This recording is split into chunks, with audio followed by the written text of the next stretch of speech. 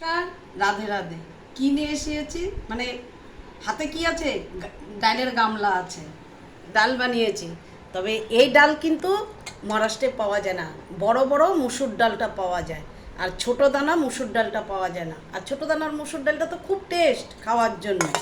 তো আজকে আমি টমেটো দিয়ে মুসুর ডাল রান্না করেছি পাতলা করে। তাও মানে যে দেখা যাচ্ছে ভারী, মানে অনেক গাঢ় হয়েছে। আর কি রান্না করেছি? মুচার ঘন্ট। ছেলে বলছে মুচা খাবে, তাই আমি বলছি ঠিক আছে আজকে মোচার ঘন্ট করি। তবে আমি থাল সাজিয়ে নিয়েছি।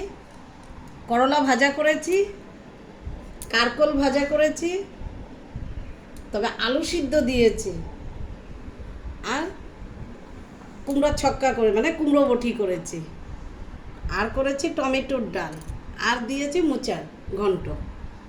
ঘি দিয়েছি, কচুর শাক নিয়েছি, কিন্তু কচুর শাক কালকে রান্না করব নিরামিষ।